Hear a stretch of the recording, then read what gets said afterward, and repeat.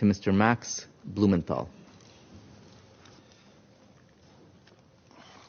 Thank you, and I thank Alex Rubinstein and Wyatt Reed for helping me prepare this address. Wyatt Reed is a journalistic colleague of mine who in October 2022 happened to be in Donetsk when his hotel was shelled by the Ukrainian military with a apparently U.S.-made howitzer, nearly killing him. He was 100 meters away. I'm also here with my friend, the civil rights activist Randy Kretico, who was more recently in Donetsk and witnessed regular HIMARS attacks on civilian targets. I am here not only as a journalist who has spent over 20 years writing books, producing documentaries, and writing articles about conflict and politics from several continents. I'm also here as an American taxpayer who's been dragooned into funding a proxy war that has become a threat to the regional and international stability at the expense of my countrymen and women. Just June 28th, as emergency crews worked to clean up yet another toxic train derailment in the United States, this time on the Montana River, further exposing our nation's chronically underfunded infrastructure and its threats to our health, the Pentagon announced plans to send an additional $500 million worth of military aid to Ukraine. The development came as Ukraine's army enters the third week of a vaunted counteroffensive that CNN describes as, quote, not meeting expectations, and which even Volodymyr Zelensky says is going slower than desired. As Ukraine's military failed to breach Russia's primary defense line, CNN reported on June 12th that Kiev had lost, quote, lost 16 U.S.-made armored vehicles sent to the country. So what did the Pentagon do? It simply passed that bill down to average U.S. taxpayers like myself, charging us another $325 million to replace Ukraine's squandered military stock. There was zero effort to consult the U.S. public's position on the matter, and the vast majority of Americans likely did not even know the exchange took place. This policy that I'm describing to you, which sees Washington prioritize unrestrained funding for a proxy war with a nuclear power in a foreign land while our domestic infrastructure falls apart before our eyes, exposes a disturbing dynamic at the heart of the Ukraine conflict, an international Ponzi scheme that enables Western elites to seize hard-earned wealth from the hands of average U.S. citizens and funnel it into the coffers of a foreign government that even Transparency International ranks as consistently one of the most corrupt in Europe. The U.S. government has yet to conduct an official audit of its funding for Ukraine. The American public has no idea where their tax dollars are going. And that's why this week, we at the Gray Zone published an independent audit of U.S. tax dollar allocation to Ukraine throughout the fiscal years 2022 and 23. Our investigation was led by Heather Kaiser, a former military intelligence officer who served in Iraq and Afghanistan. We found, among many bizarre payments, a $4.5 million payment from the U.S. Social Security Administration to the Kiev government. We found $4.5 billion worth of payments from the U.S. Agency for International Development to pay off Ukraine's sovereign debt, much of which is owned by the global investment firm BlackRock. That amounts to $30 taken from every U.S. citizen at a time when 4 in 10 Americans cannot afford a $400 emergency. We found tax dollars earmarked for Ukraine, padding the budgets of a television station in Toronto, a pro-NATO think tank in Poland, and believe it or not, even rural farmers in Kenya. We found tens of millions to private equity firms, including one in the Republic of Georgia, as well as $1 million payment to a single private entrepreneur in Kiev. Our audit also revealed the Pentagon's $4.5 million contract with a company called Atlantic Diving Supply to provide Ukraine with unspecified explosives equipment. This is a notoriously corrupt company that none other than Tom Tillis, the chairman of the Senate Armed Services Committee, previously lambasted for its, quote, history of fraud. Yet once again, Congress has failed to ensure these shady payments and massive arms deals are properly tracked. In fact, much of the military and humanitarian aid shipped to Ukraine has simply vanished. Last year, CBS News quoted the director of a pro-Zelensky nonprofit in Ukraine who reported that only 30% of aid was reaching the front lines. The embezzlement of funds and supplies is at least as troubling as the potential consequences of the illicit transfer and sales of military-grade weapons. Last June, the head of Interpol warned that the massive transfers of arms into Ukraine means, quote, we can expect an influx of weapons in Europe and beyond, and that criminals are now, as we speak, focusing on them. This May, a group of anti-Kremlin Russian exiles outfitted with gear supplied by the Ukrainian government was hailed by Western politicians for carrying out terrorist attacks in Russian territory using American-made Humvees. Although the group, the so-called Russian Volunteer Corps, is led by a man who calls himself the, quote, White King, and includes numerous open admirers of Adolf Hitler, described as neo-Nazis in U.S. mainstream media, the Western weaponization of this militia against Russian forces and Russian civilians has not prompted any outcry from Congress. And while the Biden administration has promised that it's keeping tabs on the weapons sent, a State Department cable leaked last December conceded that, quote, kinetic activity and active combat between Ukrainian and Russian forces create an environment in which standard verification measures are sometimes impracticable or impossible. The Biden administration not only knows that it cannot track the weapons it's shipping to Ukraine, it knows that it is escalating a proxy war against the world's largest nuclear power and daring it to respond in kind.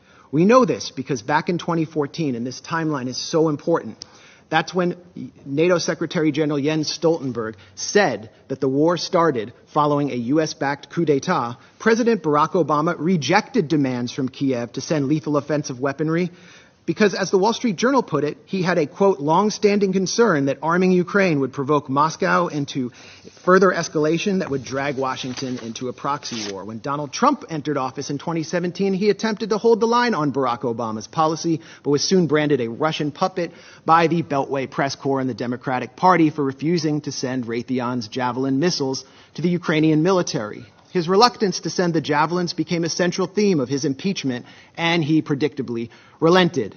As U.S.-made offensive weaponry began to reach the front lines of the Donbass, the collective West exploited the Minsk Accords to, quote, give Ukraine time to arm up, as the former German Chancellor Angela Merkel put it. In January 2022, the U.S. announced a $200 million arms package to Ukraine. Follow the timeline. By the 18th of February, observers from the Organization for Security and Cooperation in Europe reported a doubling in ceasefire violations, with OSCE maps showing the overwhelming majority of targeted sites on the side of pro-Russian separatists in Donetsk and Lugansk. 5 days later, Russia invaded Ukraine. And since then, the U.S. and its allies have been scurrying up the escalation ladder at every opportunity. Quote, things we couldn't give in January because it was escalatory were given in February, a former State Department official complained after meeting with Ukrainian counterparts.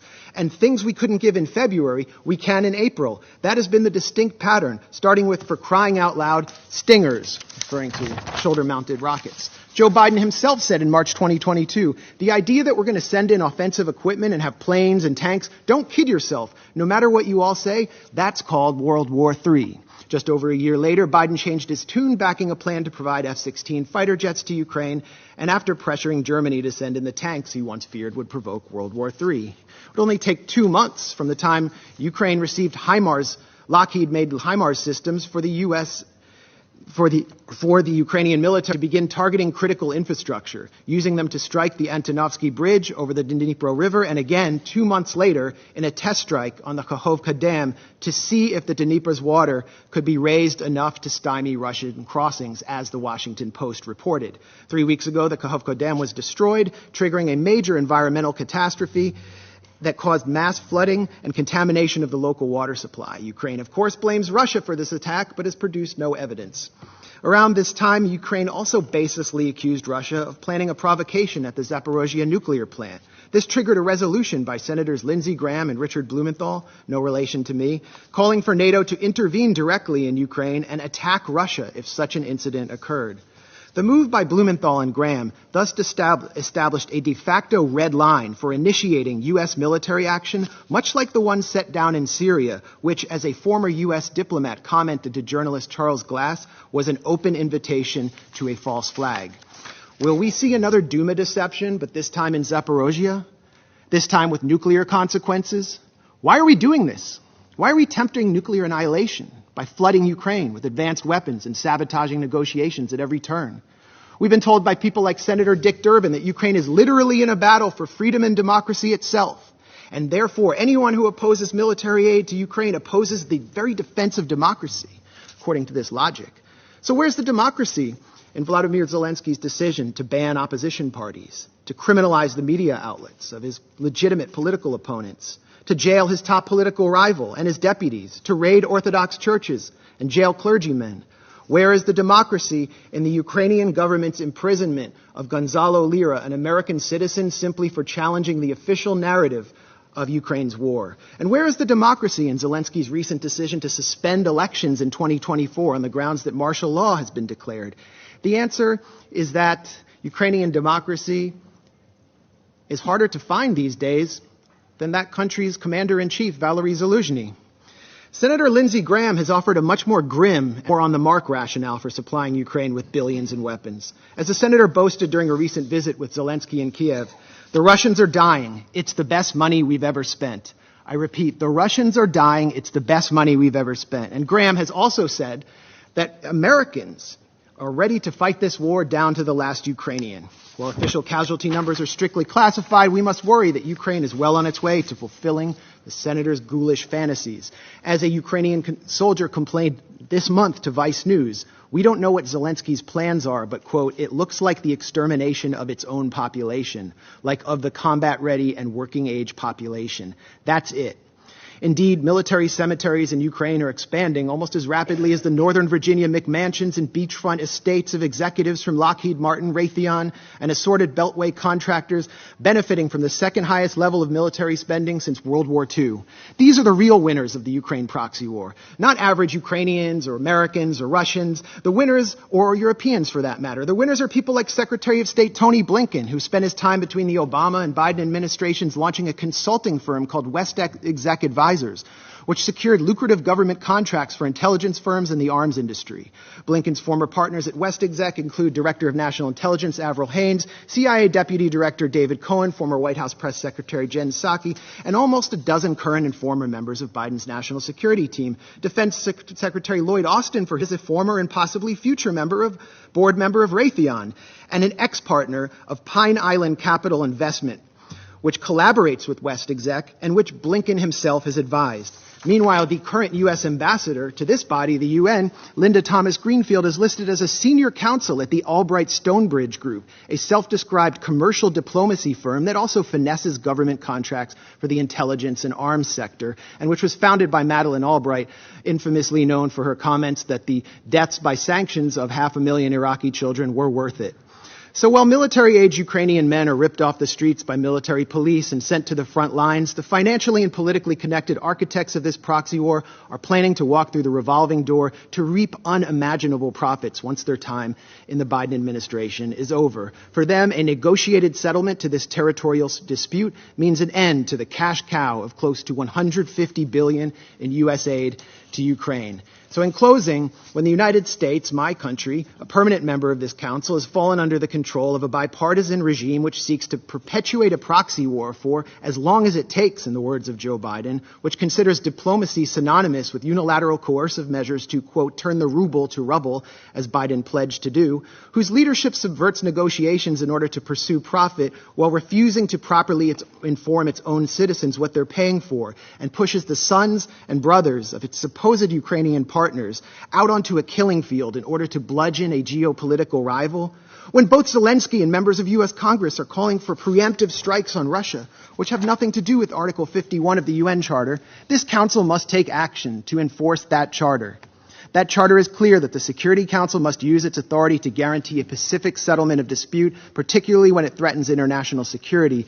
That should not only apply to Russia and Ukraine. This Council has an obligation to strictly monitor and restrain the U.S. and the illegal military formation known as NATO. Thank you.